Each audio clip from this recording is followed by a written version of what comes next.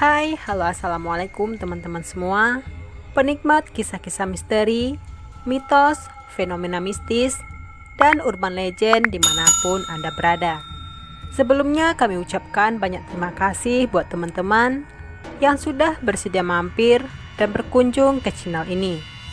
Sebelum lanjut, jangan lupa untuk tekan tombol subscribe dan nyalakan juga tanda loncengnya, agar teman-teman selalu dapetin notifikasi video dan kisah terbaru dari channel Fenomena Tanpa Jasad.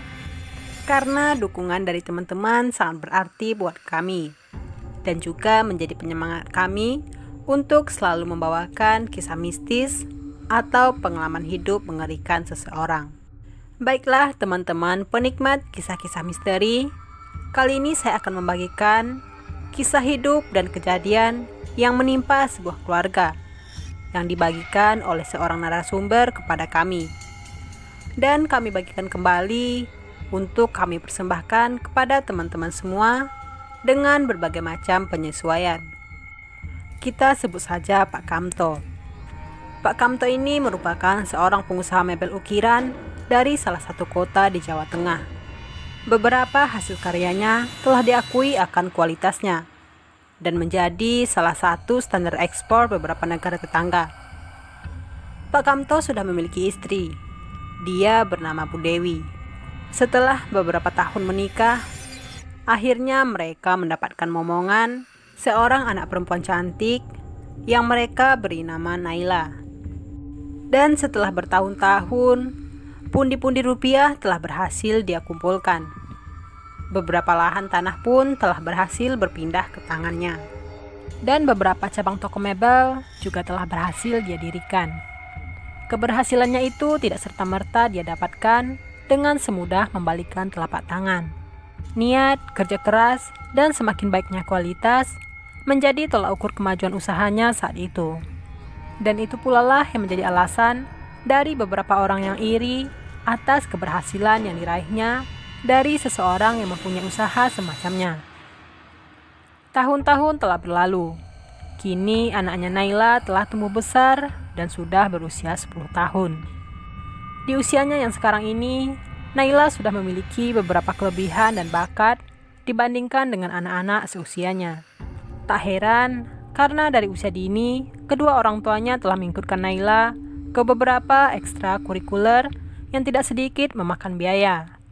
Di antaranya les balet, ice skating, dan tentu saja les piano. Sebuah keahlian yang sedang tenar pada saat itu. Naila sangat mahir memainkan piano. Karya The Mozart menjadi salah satu lagu favorit kesukaannya. Karena sering ditinggal pergi oleh orang tuanya, Naila diasuh oleh Biina, yang merupakan seorang tetangga dari desa yang dipekerjakan oleh orang tuanya sebagai pengasuh dan sekaligus merangkap sebagai pengurus rumah tangga yang tergolong mewah pada masanya. Bisnis properti yang digeluti Pak Kamto membuat dia dan istri jarang berada di rumah, sehingga mereka lebih sering menghabiskan waktunya di luar kota untuk mengikuti pameran dari produk-produk unggulan mereka, atau sekedar berbelanja bahan baku mebel berkualitas yang justru sering dia dapatkan dari luar kota. Kesempatan seperti inilah yang dimanfaatkan oleh beberapa oknum-oknum yang tak bertanggung jawab untuk mengambil keuntungan dari keluarga Pak Kamto. Pencurian seringkali terjadi sepeninggal Pak Kamto pergi keluar kota. Beberapa bahan kayu berkualitas tinggi dan beberapa produk mebel jadi berkualitas internasional yang telah siap kirim ke negara-negara tetangga pun seringkali raib. Sebenarnya, beberapa CCTV telah dia pasang, dan beberapa tenaga keamanan pun telah dia sewa untuk menjaga asetnya itu. Namun karena kalah jumlah dan persenjataan, mereka berhasil dan sering membuat Pak Kamto dan istri kecolongan. Hari itu tanggal 11 September tahun 2007, tepatnya hari ulang tahun Naila yang ke-11 tahun. Saat itu Pak Kamto bersama istrinya sedang berada di Penang, Malaysia. Pesawat yang ditumpanginya delay karena kabut yang tebal. Itulah yang menjadi alasan suami istri tersebut untuk tidak bisa berkumpul dengan buah hatinya. Mereka hanya mengucapkan selamat ulang tahun kepada anaknya itu melalui video call layar HP. Sebuah kue ulang tahun yang telah mereka pesan dari toko kue langganan mereka beberapa waktu lalu sudah disiapkan untuk Naila. Dan tak lupa juga, mereka menyiapkan sebuah kado besar yang berisi sebuah boneka teddy bear berwarna coklat. Akan tetapi, mungkin malam itu menjadi malam terakhir pertemuannya dengan Naila, putri kecil kesayangan mereka. Bahwasanya tepat di malam ulang tahun putrinya itu, seseorang saingan bisnis properti yang sangat menginginkan bisnis keluarga Pak Kamto ini hancur, kita sebut saja Juragan Nizam. Dia telah menyuruh anak buahnya dan beberapa preman bayaran untuk menyabotase kediaman Pak Kamto, sekaligus mengasak habis seluruh harta kekayaan Pak Kamto dengan menggunakan beberapa pucuk senjata api rakitan. Dan dengan sangat mudah, gerombolan itu berhasil memasuki bangunan utama. Beberapa brankas berhasil dibobol. Naasnya aksi mereka itu diketahui oleh Bi Ina yang sedang memasakkan air untuk membuatkan susu Naila. Spontan saja melihat kejadian itu, Bi Ina menjerit minta tolong. "Rampok! Tolong!" Seiring lepasnya gelas susu dari tangannya. Kemudian tiba-tiba 2 butir peluru pun bersarang di tubuh Bi Ina. Dia pun tewas seketika. Mendengar kegaduhan itu, Naila pun terbangun dan menuju ke ruang tamu, sambil sesekali memanggil Bi Ina. Mendengar masih ada orang di rumah itu, salah seorang perampok itu melepaskan sebuah tembakan tepat bersarang di kepala belakang Naila. Seketika itu, gadis kecil tersebut terkulai lemas tidak bernyawa. Mengetahui korbannya hanyalah anak kecil, mereka pun langsung menyeret tubuh mungil itu dan memasukkannya ke dalam kap di bagian atas piano itu. Sedangkan mayat Bi Ina dimasukkan ke dalam mobil yang rencananya akan ditenggelamkan di sungai untuk menghilangkan jejak. Setelah melancarkan aksinya, mereka pergi meninggalkan kediaman Pak Kamto tepat jam 12:05 tengah malam. Sedangkan di sisi lain, terdengar beberapa kali panggilan masuk di HP Bu Dewi.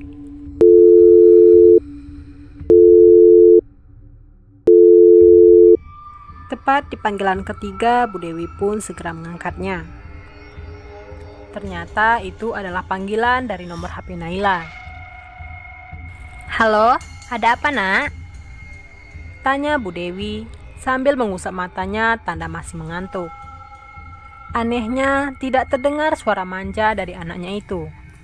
Kemudian, panggilan itu pun terputus. Beberapa saat kemudian, HP Bu Dewi berdering kembali. Bu Dewi yang mulai bingung kembali mengangkat HP-nya. Tapi kali ini terdengar bunyi rintikan air hujan, kemudian diikuti dengan suara dentingan piano karya Mozart yang merupakan lagu favorit dari Naila.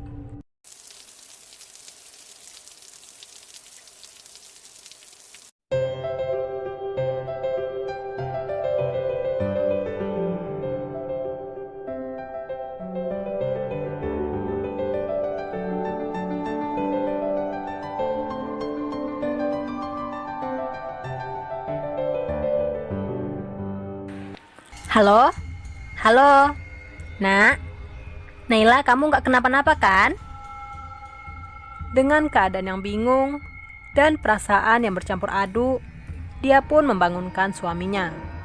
Pak Kamto yang dalam keadaan takut tidak dapat berbuat banyak. Di akhir suara, denting piano itu tiba-tiba dengan lirih terdengar suara Naila. "Nah, hari ini aku ulang tahun. Tapi aku takut. Di sini gelap dan dingin. Aku mau kalian menemaniku." Ditemani Pak Kamto di sampingnya, dengan terbata-bata Bu Dewi pun menjawab, "Iya, Nak. Mama dan ayah akan selalu menemanimu. Besok pagi mama dan ayah akan pulang. Naila sabar ya. Spontan saja terdengar teriakan yang sangat keras. Aku mau sekarang. Dan seketika itu panggilan pun terputus.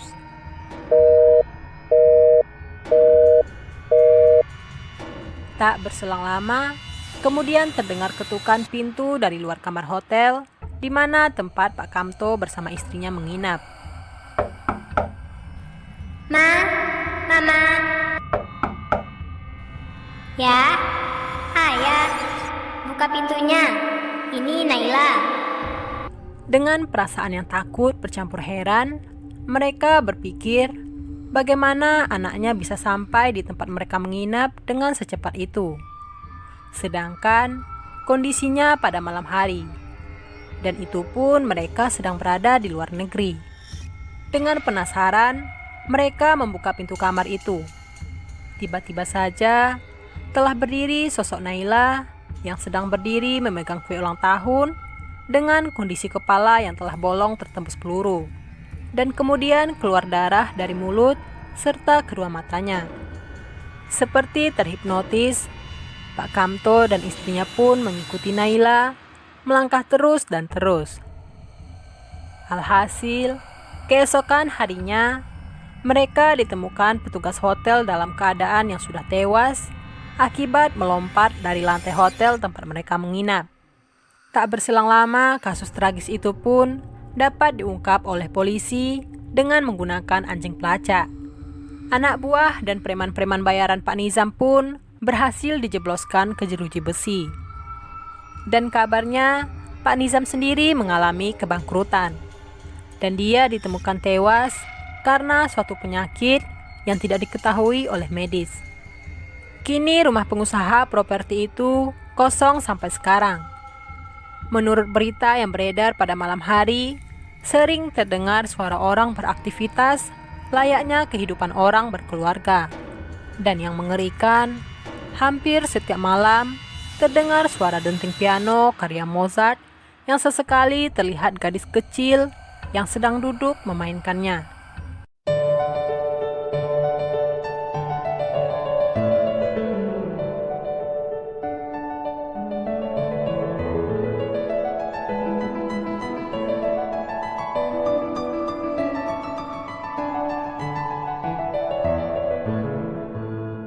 Dia adalah Naila, yang selalu menyampaikan pesannya melalui denting piano. Sebuah pesan kematian seperti yang pernah mereka alami sekeluarga. Demikianlah kisah pilu yang kami bawakan kali ini dan kejadian mistis dari fenomena tanpa jasad. Semoga teman-teman semua dapat mengambil hikmah dan nilai positif yang terkandung dalam kisah tersebut. Untuk kisah-kisah misteri lainnya, silahkan pantengin terus channel ini ya. Bagi teman-teman yang belum subscribe, jangan lupa untuk di-subscribe. Dan tolong berikan like-nya jika teman-teman suka dengan kisah yang kami bawakan ini. Berikan komen jika ada masukan dan saran dari teman-teman semua. Karena dukungan dan bantuan dari teman-teman menjadi penyemangat kami untuk selalu membagikan kisah-kisah misteri, mitos, kisah mistis, dan pengalaman nyata yang dialami yang telah kami rangkum dari berbagai narasumber. Jika Anda sedang mendengarkan kisah ini, pastikan lampu dalam keadaan menyala dan tidak dalam keadaan sendiri. Karena bisa jadi Anda tidak sendiri. Terima kasih. Salam keramat, satu nyali tanpa jasad. Wassalamualaikum warahmatullahi wabarakatuh.